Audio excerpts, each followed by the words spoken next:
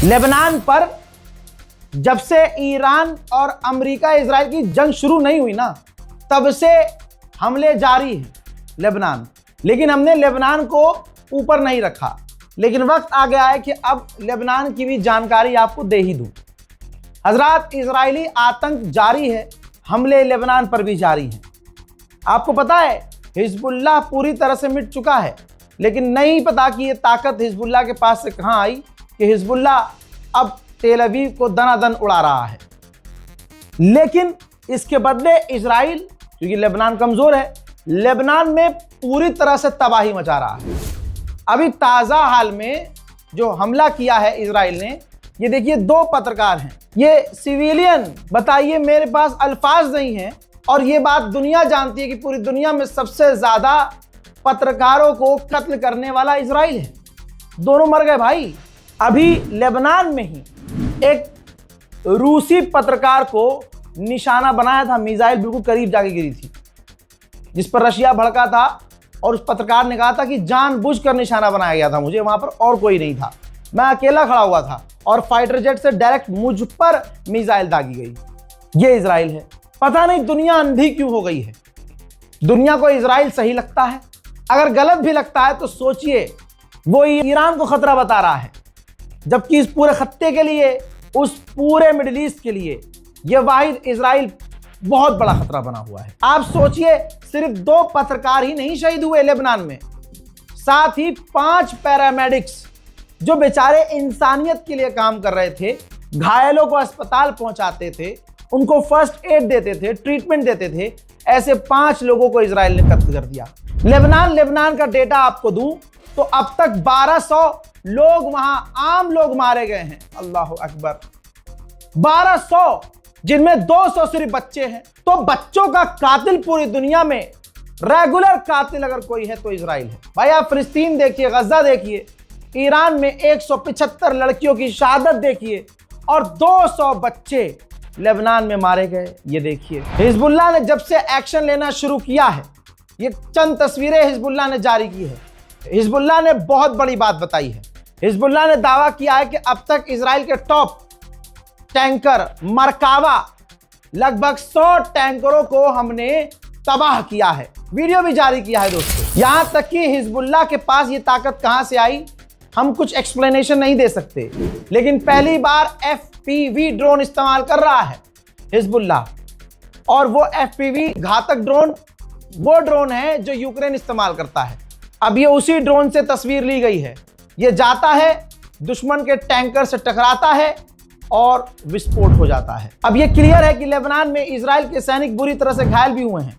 जरा इस हेलीकॉप्टर को देखिए, ये हेलीकॉप्टर लेबनान से इजरायली सैनिकों को जो घायल हुए हैं बुरी तरह से, उनको लेकर इजराइल पहुंचा है। बच्चे मारे जा रहे हैं, बल्कि बच्चे ये देखिए, इससे बुरी तस्वीर क्या होगी कि बाप के हाथ पर उसकी औलाद की लाश है। इजराइल जानबूझकर सिविलियन को निशाना बनाता है। यहां तक कि लेबनान पर वो बैन बॉम्ब, जो पूरी तरह से बैन है, इंटरनेशनल लॉ का उल्लंघन है। देख लीजिए, हर जगह अखबारों में आपको दिख जाएगा, व्हाइट फास्फोरस बम का इस्तेमाल लेबनान पर इजराइल कर रहा है। जैसे गाजा बनाया है इजराइल ने, वैसे ही वो लेबनान बना रहा है।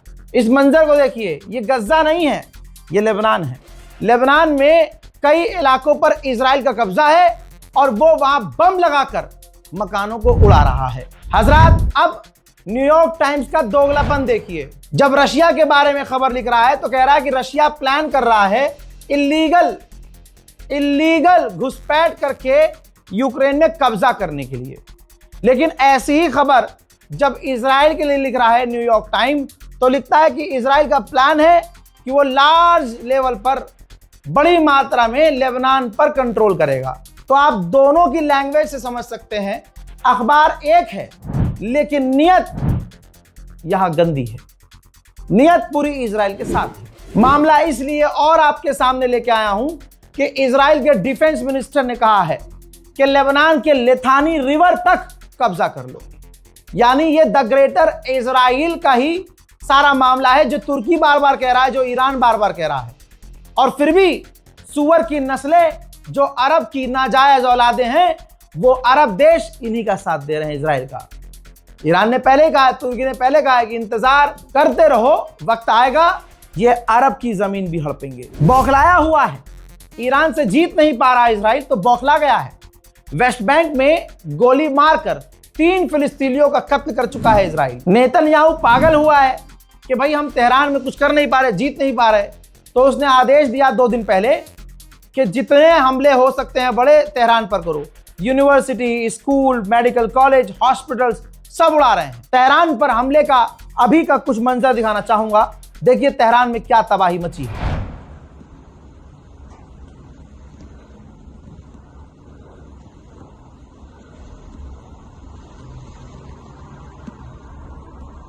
حمله رژیم صهیونیستی آمریکایی به منطقه مسکونی و محله مسکونی، همونطور که مشاهده میکنید کوچه کاملا مسکونیه و هیچ خبری از مراکز نظامی نیست. امدادگران هلال احمر مشغول امدادرسانی به آسیب دیدگان از این حمله.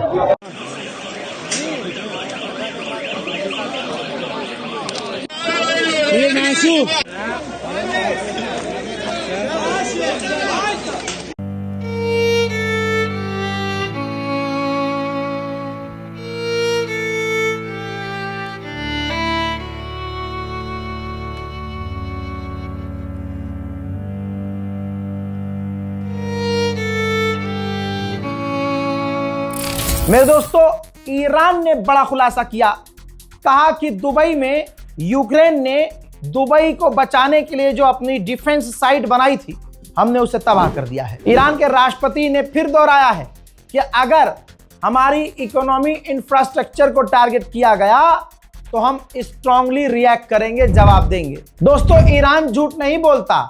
इससे पहले मैंने आपको खबर बताई, लेकिन मैंने कहा था प्रूफ नहीं आया है।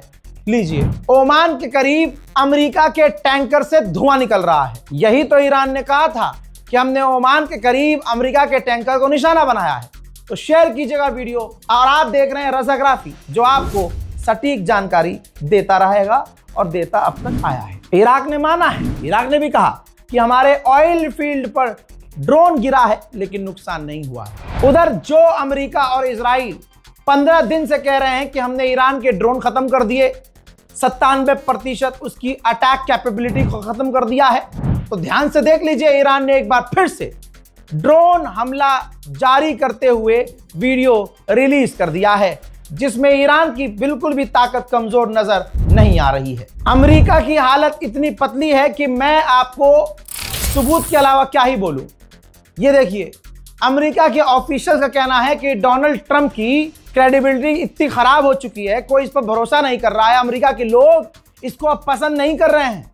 यहां तक कि अगर अमेरिका ने ईरान में मिलिट्री उतार दी तो अगली बार राष्ट्रपति डोनाल्ड ट्रंप अमेरिका का नहीं बन पाएगा। रशियन एजेंसी ने भी कह दिया है, ये पहली बार रशियन किसी एजेंसी ने बोला है कि अगर अमेरिका की फौज ईरान में कूदती है तो यह उनके लिए सुसाइड होगा, क्योंकि ईरान के ड्रोन खतरनाक है। उधर सीरिया के ऊपर तस्वीर देखिए, सीरिया के ऊपर अमेरिका के और इजराइल के फाइटर जेट और दोनों देशों के टैंकर एक साथ उड़ते हुए नजर आ रहे हैं। यानी ईरान पर लगातार 24 घंटे बमबारी हो रही है। हजरात, ईरान जो कह रहा है वो कर रहा है, हवाई बातें नहीं कर रहा है। हमें ईरान से सबूत की जरूरत नहीं है, लेकिन ईरान सबूत पेश कर रहा है। ये देखिए, ईरान ने इजराइल का सैटेलाइट इमेज जारी किया है, जहां इजराइल के जो डिफेंस सेक्शंस हैं वहां डैमेज नजर आ रहा है। इजराइल को लगातार ईरान टक्कर दे रहा है। अब सुनिए एक बड़ी खबर, 1 घंटे तक फोन पर ईरान के राष्ट्रपति ने पाकिस्तान के प्रधानमंत्री से बात की है। 1 घंटा। ऑब्वियसली कुछ तो बातें चल रही है, खिचड़ी पक रही है। अब ईरान अगर कह दे कि बात नहीं हो रही है तो ये तो ईरान का झूठ होगा, लेकिन बात हो रही है। ये मैं आपको पिछले कई दिन से बता रहा हूं और उम्मीद है कि कोई पॉजिटिव रिस्पॉन्स हो ही जाए, क्योंकि दुनिया जानती है कि जंग से किसी का फायदा नहीं है। जंग में मासूम पिसते हैं भाई, जो कुर्सी पे बैठते हैं ऊंची ऊंची, उनको कुछ नहीं होता है। लेकिन यहां ईरान का बड़ा नुकसान हो रहा है, क्योंकि इजराइल का मोटिव अब ये है, रिजीम तो चेंज कर नहीं पाया, ईरान के टॉप लीडरों को चुन चुन कर कत्ल करना। तो उम्मीद है कि कुछ ऐसा सोल्यूशन निकलेगा जो ईरान के हक में बेहतर होगा। गुलाबी सुअर ने कहा था कि ईरान की, यही सुबह ही कहा था, सुबह 7 बजे बयान दे रहा था कि हमने ईरान की 97% मिसाइल कैपेबिलिटी को खत्म कर दिया। ईरान ने कहा अच्छा मुन्ना आओ, मिसाइलें तेल अवीव पर दाग दी ईरान ने। देखिए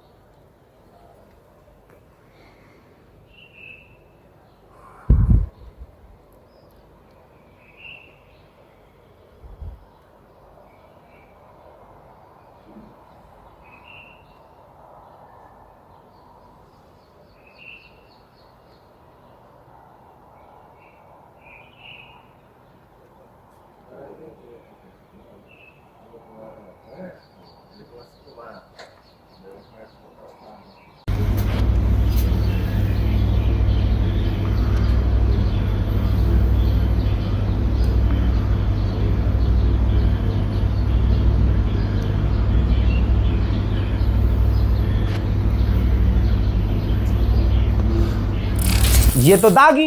अब आप कहेंगे रजा भाई मजा नहीं आया, गिरी तो है नहीं ससुरी। अबे भैया बहुत बुरी तरह से गिरी। फिर से तबाही मची तेल अवीव और जेरूशलम में। देखिए